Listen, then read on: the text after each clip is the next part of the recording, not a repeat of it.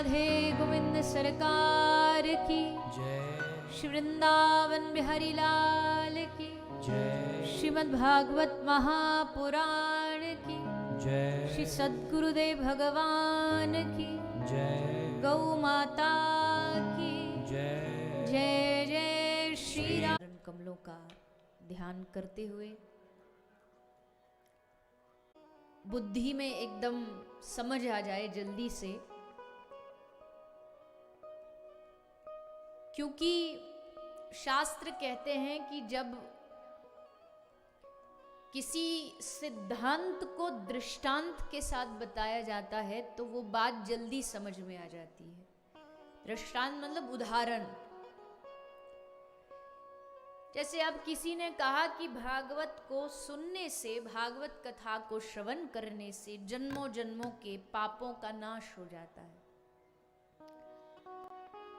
तो अब आज का व्यक्ति कहेगा कि हम कैसे माने कि जन्मों जन्मों के पापों का सचमुच नाश हो जाता है। तो या तो कोई उदाहरण दीजिए या तो कोई दृष्टांत बताइए।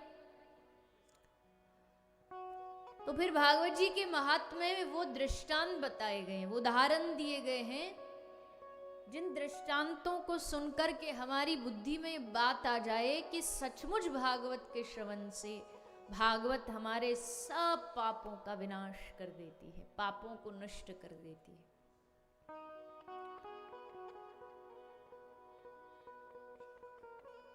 श्रीमद् भागवत रूपी जो सदग्रंथ है, श्रीमद् भागवत रूपी जो पुराण है, ये पुराण न कि हमें हमारी जीवन के उद्देश्य को बताती है, बल्कि आजकल लोगों की, जैसा कल कहा, सब काम में रुचि है पर भजन में नहीं है, भक्ति में नहीं, सत्संग में नहीं है। पर अगर कथा सुनकर के थोड़े समय के लिए ही आदमी अगर थोड़े मन को भगवान में लगा पा रहा है तो ये उसके समय का सदुपयोग है। क्योंकि जीवन में कितना भी हम जिए हों, लेकिन असल जीवन वही जीवन है जितना हमने भगवान के नाम में लगाया। जैसे अब खा कितना भी लो, कितना भी खाओ, पर शरीर को लगेगा कौन सा? जिसको पचाया हो, जिसको डाइजेस्ट किया हो, नहीं तो वो शरीर से मलमूत्र बन करके निकल जाता है। पर शरीर में लगता वही है जो पचता है, जिसको शरीर डाइजेस्ट कर पाता है, वही भोजन शरीर को लगता है, शरीर के काम आता है। तो वैसे जीवन में घड़ी तो बहुत है, घंटे तो 24 हैं, लेकिन कितने घंटे आपने भगवत स्मरण में लगाए, भगवत याद में लगाए, भगवान की कथा में लगाए, वो समय ही हमारे जीवन में गिनतियों में गिना जाएगा। जब भगवान के पास जाएंगे तो पूछा जाएगा कि कितना समय तूने भगवान के स्मरण में लगाया, जितना वो गिनती होगी वही हमारी गिनती में गिना जाएगा। एक महात्मा जी थे, एक संत थे, एक सेठ के घर गए। सेठ से जाकर के पूछा कि सेठ जी, आपकी संपत्ति कितनी है? तो सेठ जी ने कहा कि महाराज जी, मेरी संपत्ति है बस 1 प्लॉट और 2 लाख रुपया। जबकि महात्मा जी जानते थे कि इसका खेल करोड़ों में है, हजारों वर्कर हैं, काम करते हैं, फैक्ट्री चलती है। और जब इससे पूछा तो उसने कहा 1 प्लॉट और 2 लाख रुपया। फिर महात्मा जी ने पूछा तुम्हारे बच्चे कितने हैं? तो सेठ ने हाथ जोड़ के कहा, महात्मा जी मेरे 1.5 बच्चे हैं। महात्मा जी फिर भी चुप रहे, चलो कोई बात नहीं। फिर महात्मा जी ने पूछा तेरी उम्र कितनी है? हाथ जोड़ करके बोला महात्मा जी, मेरी उम्र है बस 20 साल। जबकि सेठ जी सफेद बाल, सफेद दाढ़ी, चेहरे पे झुर्री पत देख के ही समझ आता 70-80 से कम के हैं नहीं। पूछा कितने साल? 20 साल। अब महात्मा जी एकदम नाराज हो गए। महात्मा जी ने नाराज होकर कहा, महात्मा के साथ मजाक करता है? तुझे संतों के साथ मजाक करने में जरा शर्म नहीं आती? संतों की हंसी उड़ा रहा है। बोला नहीं नहीं, मैंने कहाँ हंसी उड़ाई, मैं तो सच्ची सच्ची बोली। ये सच्ची बात है तेरी? धन कितना हम जानते हैं, तेरे पास प्रॉपर्टी हजारों में है और तू कहता है एक प्लॉट, बेटा बच्चा बोले 1.5 बच्चा, उम्र बोले 20 साल, ये कोई बात हुई? तो सेठ ने हाथ जोड़ करके महात्मा जी से कहा कि महात्मा जी नाराज न होइए, पर हम जो कह रहे हैं हम एकदम बात सच्ची सच्ची कह रहे हैं। कैसे सच्ची बोल रहा है तू? बोले महात्मा जी देखो, भले मेरे पास प्रॉपर्टी कितनी भी हो, बैंक बैलेंस कितना भी हो, पर मैंने संतों से सुना है कि जो संपत्ति आप सेवा के काम में लगाते हो वही सच्ची संपत्ति होती है। इसलिए मैंने आज तक बस 2 लाख रुपया दान एक मंदिर को दिया है और एक गौशाला को एक प्लॉट दान में दिया है। इसलिए मुझे लगता है मेरी सच्ची संपत्ति बस वही है। बाकी चाहे करोड़ों भी हो, उससे क्या फर्क पड़ता है? बोले अच्छा, फिर बच्चे 1.5, ये कौन सी बात हुई? 1.5 बच्चा कैसे होता है? तो बोला कि देखो महात्मा जी, कहते हैं कि हर एक व्यक्ति को प्रयास करना चाहिए उसका बच्चा भजन में लग जाए। तो मेरा एक बेटा तो पूरी तरीके से भजन में लगा हुआ है और एक बेटा अभी थोड़ा थोड़ा भजन में लगा है। बच्चे तो मेरे 5 हैं, लेकिन वो जो बाकी के बच्चे 3 हैं उनको भगवान से कोई लेना देना नहीं है। तो इसलिए जो भगवान से जुड़ा वही तो औलाद है, वही तो संतान है। इसलिए 5 बच्चे होते हुए भी मुझे लगता है कि एक पूरा है और एक अभी आधा आधा सा है, इसलिए मैंने कहा 1.5 बच्चे। महात्मा जी बोले अच्छा, और फिर वो जो तीसरा 20 साल तो दिखाई देता है तो 70-80 से कम का नहीं? बोले महात्मा जी देखो, हमने सुना है संतों के मुख से कि जिस दिन आदमी जीवन में अपने गुरु बनाता है, गुरु को धारण करता है, दीक्षा लेता है गुरु से, उसी दिन उसका असल जन्म माना जाता है। तो भले हम 70 क्यों, भले हम 100 क्यों, पर हमारी गुरु दीक्षा 20 साल पहले हुई थी, इसलिए हमको लगता हमारी उम्र बस 20 साल है। 20 साल से ही हम भजन से जुड़े, इसलिए 20 है। उससे पहले तो हमने ऐसे ही बस व्यर्था जन्म गंवाया, बेकार में जीवन समय सब बर्बाद किया, इसलिए हमको लगता वह 20 साल हमारी उम्र है। अब यहाँ जितने बैठे हैं, कोई 20 का है, कोई 50 का है, कोई 80 का भी होगा यहाँ, पर असल आयु उतनी ही मानी जाएगी जितना समय आपने भगवान की भक्ति से जुड़ करके भजन किया है।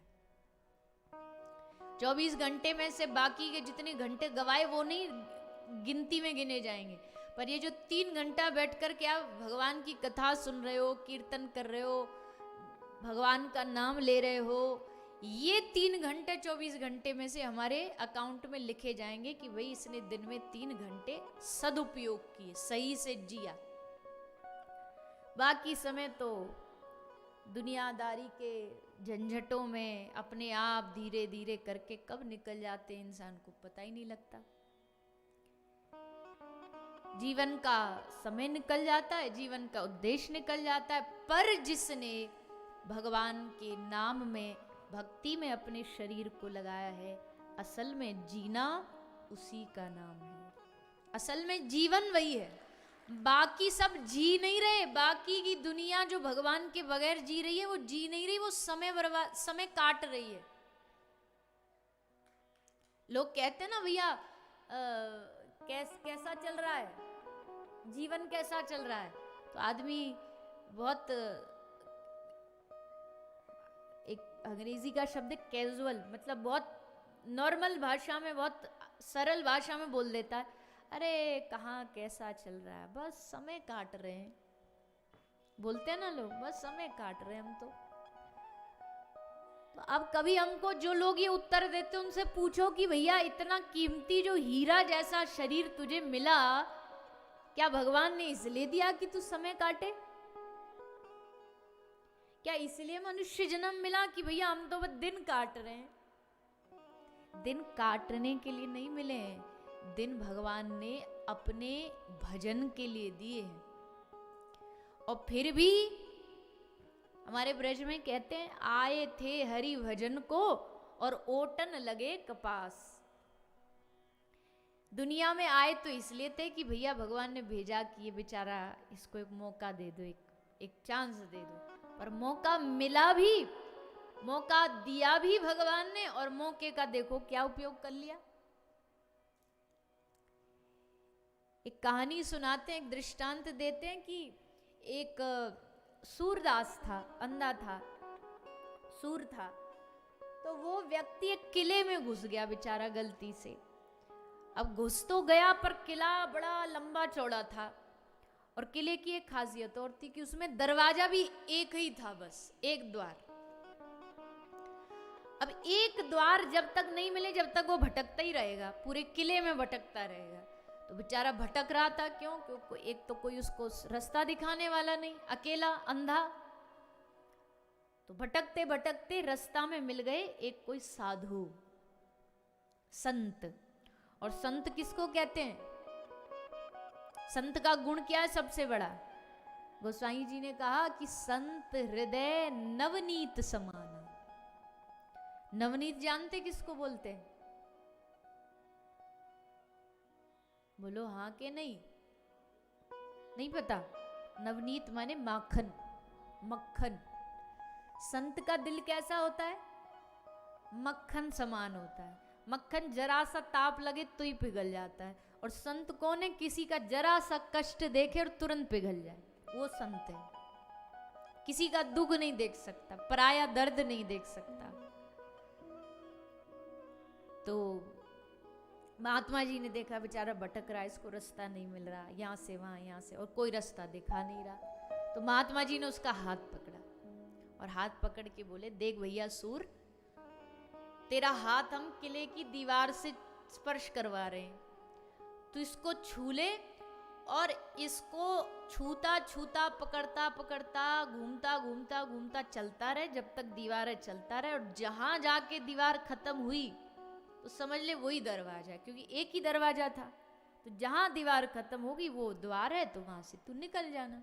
संत ने अपना काम कर दिया, अंधा पकड़ दीवार को और ऐसे ऐसे ऐसे ऐसे घूमने लगा किले में। घूमता घूमता घूमता दरवाजा आने ही वाला था, द्वार पर पहुंचने ही वाला था कि क्या हुआ? अंधा तो था ही, पर एक बीमारी और थी उसको, खुजली की बीमारी। तो जैसे दरवाजे पर पहुंचा, दरवाजा आया नजदीक, निकलने की तैयारी हो ही रही थी कि दीवार हटे और दरवाजा आए, तो उसको कहीं शरीर में खुजली हो गई, सर में खुजली हुई।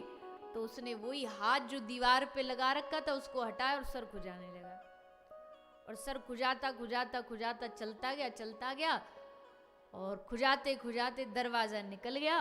और दरवाजे से जब आगे पहुंचा, हाथ वापस ला करके दीवार में स्पर्श कराया, फिर से दीवार आ गई, क्योंकि दरवाजा पीछे निकल गया। उसको लगा कि अभी तो और चलना पड़ेगा, और चला। चलते चलते फिर दरवाजा आने वाला था, फिर उसके पांव में खुजली हो गई, फिर खुजाया, फिर दरवाजा निकल गया। मतलब ये कहानी कोई किसी अंधे की नहीं है, ये कहानी हम सब की है, हमारी है। ये 84 का एक किला है। 84 लाख योनियां सुनी है ना सबने? भगवान कहते हैं कि मैं 84 लाख योनियों में जीव को घुमाता हूं, और इस 84 लाख योनि से निकलने का एक ही दरवाजा है, और वो दरवाजा है मनुष्य योनि, मानव जन्म। सारे किले में भटकते रहोगे पशु पक्षी बनते बनते, पर जैसे मनुष्य योनि मतलब एक चांस, एक मौका। अब भटक रहे थे तो कोई जीवन में संत मिल गया, किसी को गुरु मिल गया। उसने कहा कि बेटा तू चिंता ना कर, बस पकड़ के चलता जा, और तू आएगा एक दिन दरवाजा और तू पार उतर जाएगा। और दरवाजा आने ही वाला था। दरवाजा क्या है? द्वार क्या है? आपके गांव में, आपके नगर फोर्ट में कथा हुई तो इसका मतलब है अब ये द्वार है यहाँ से निकलने का, ये चांस है, ये मौका है यहाँ से निकलने का। पर जैसे ही दरवाजा आ रहा होता है हमें कुछ ना कुछ खुजली हो जाती है। खुजली मतलब हमको कोई ना कोई बहाना तैयार मिल जाता है। आना था कथा में और तैयारी भी थी, कथा में आएंगे, कथा सुनेंगे। पता चला दोस्त के बेटे का मुंडन है, उसमें पहुंच गए, कथा कैंसिल। आना था भगवान की कथा सुनने के लिए, पता चला पड़ोसी की बेटी की शादी है, वहां चले गए। क्यों? क्योंकि हमारे लिए जीवन में बाकी सारे जितने भी उत्सव हैं, फंक्शन, वो ज्यादा जरूरी होते हैं। भगवान की कथा बोले तो रोज होती है, ये तो आजकल ये वक्ताओं के पास कोई काम धंधा तो है नहीं भाई, ये कथा ही कथा करते रहते, ये नहीं तो कोई और मिल जाएंगे सुनाने के लिए, फिर सुन लेंगे, पर ब्याह दोबारा थोड़ी हो जाएगा, शादी में तो जरूर जाना है। ऐसे करते करते कुछ ना कुछ मगर आता है और आदमी दरवाजा चूक जाता है, मतलब मौका चूक जाता है। लेकिन समझदार कौन, बुद्धिमान कौन? जो भगवान के द्वारा दिए गए इस अवसर को, भगवान के द्वारा दिए गए इस समय का सही महत्व समझ सके। खाली समय मिला, कुछ लोग की आदत होती है, जरा सा खाली समय मिला क्या बोलेंगे, चलो बाजार चलते हैं। खाली समय मिला, चलो टीवी देख लेते हैं। खाली समय मिला, चलो मोबाइल चला लेते हैं। पर खाली समय मिला तो भजन कर लेते हैं, ये कोई बिरला सोचता है। चलो खाली समय थोड़ा बैठ करके भगवान का भजन कर ले, थोड़ा हरि को स्मरण कर ले, नहीं, बैठे बैठे चौराहे पे ताश खेल लेंगे। गांव में तो होता है ना, वो सबरे इकट्ठे हो जाते हैं, बाबा बाबा ताऊ ताऊ सबरे इकट्ठे होके, और चौराहे पे घंटे 2 घंटे 3 घंटे वहीं बैठे बैठे बीड़ी फूकते हुए ताश खेल लेंगे। पर उनसे कहो कथा, अरे ये सब नाटक है, ये सब बेकार है। लेकिन जो अपने जीवन में से समय निकाल करके भगवान की कथा से जुड़ पा रहा है, और यहाँ आ रहे हो, यहाँ आके कथा सुन रहे हो, ये भी भगवान ही लाते हैं। नहीं तो लोगों के लंबे लंबे प्लान रहते हैं कि ये करेंगे, ऐसा करेंगे, कथा सुनेंगे, ये सब भगवान कोई ना कोई ऐसा झंझट फंसा देते, नहीं आ पाता। और तो और कहते कोई झंझट भी नहीं फंसा तो आए यहाँ कथा में। वैसे घर में कोशिश कर कर के नींद नहीं आएगी, और यहाँ जैसे आए बैठे, मधुर मधुर संगीत बैकग्राउंड में चल रहा हो, बैंजो बज रहा हो, व्यास जी भी थोड़ी धीमी धीमी कथा बोल रहे हो, और आस पड़ोस में कोई टोकने वाला हो ना, कमर लगाने को कोई और जगह मिल जाए, कोई खंबा मिल जाए, या कोई कुर्सी मिल जाए, सोफा मिल जाए, तो फिर तो मौज ही मौज है। आराम से बैठे, ना कोई टोकेगा, ना कोई कहेगा कि भाई क्यों सो रहे हो, घर में सो जाए, फिर देखो घर में पत्नी सोने देगी, उठो काम पे जाओ, ये करो वो करो। यहाँ कोई नहीं कहने वाला, सो आराम से सोते, और बड़ी भीड़ में पता भी इतना नहीं चलता। अब आपके यहाँ पता नहीं, पर हमारे ब्रज यहाँ भी शायद है, जहाँ तक मुझे, घूंघट की प्रथा, घूंघट करती है माताएं, हमारे ब्रज में करते हैं, शायद यहाँ भी राजस्थान में चलता कहीं कहीं।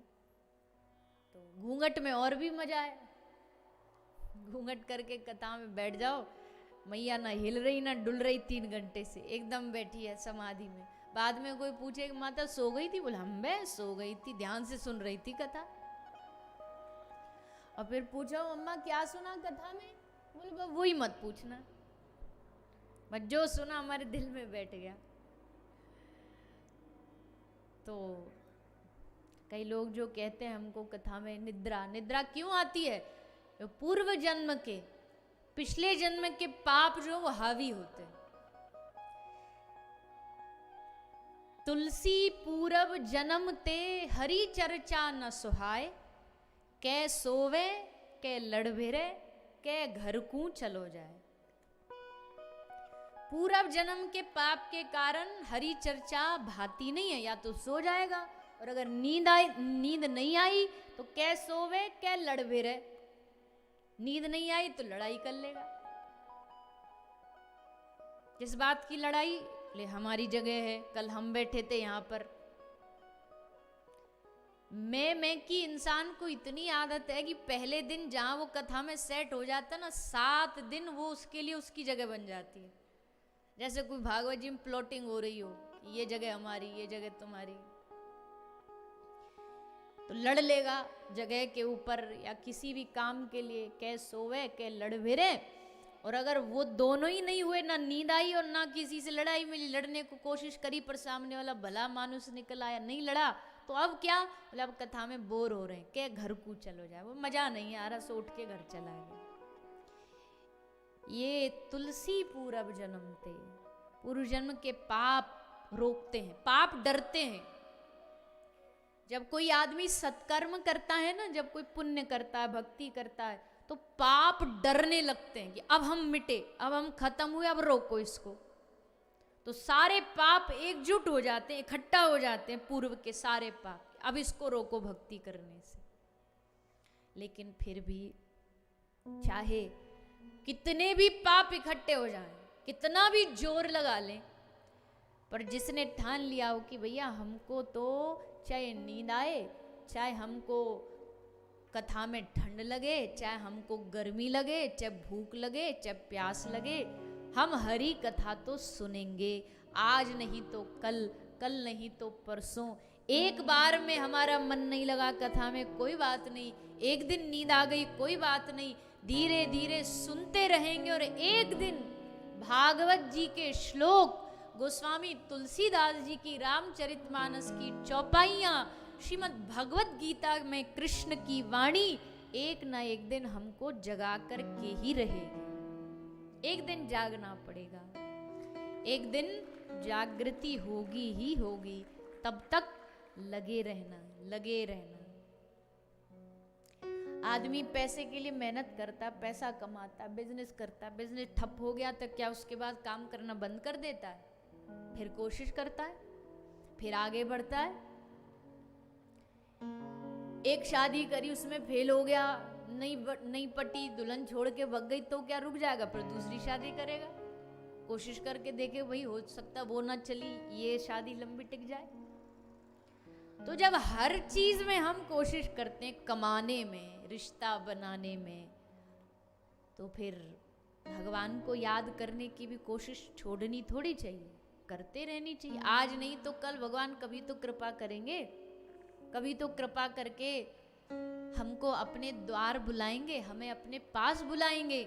और अगर कथा में बुला लिया है भगवान ने, तो इसका मतलब वो दिन भी दूर नहीं, जब कथा सुनते सुनते सुनते सुनाते सुनाते भगवान हमको अपनी चरणों में भी खींच लें।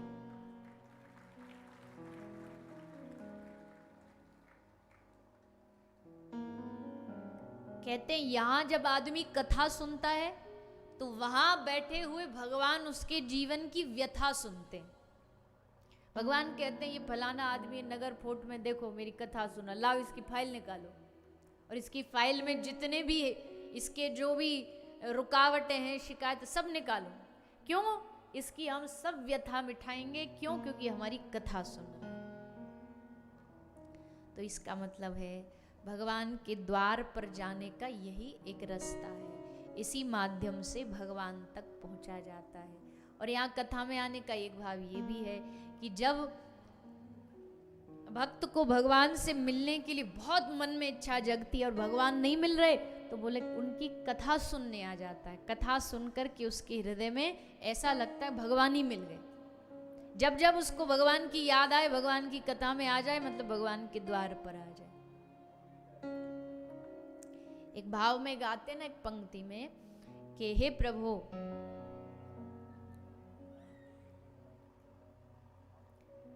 जब याद तुम्हारी आती है, मैं तेरे दर पर आता हूँ। जब याद तुम्हारी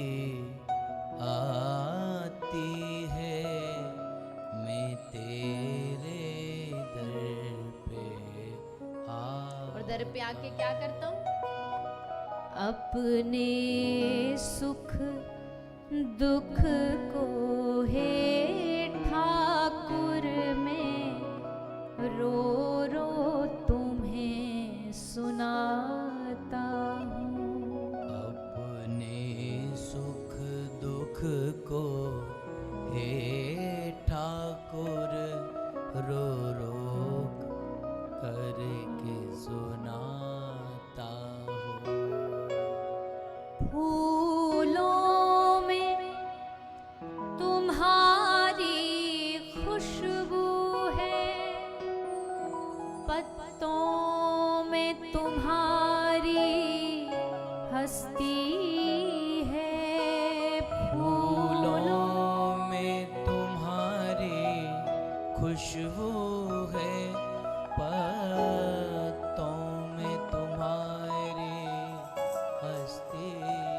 लेकिन हे प्रभु, पर फूल नहीं है पास मेरे, दो नयन चढ़ाने आया हूँ। पर फूल नहीं है पास मेरे, दो नयन चढ़ाने आया।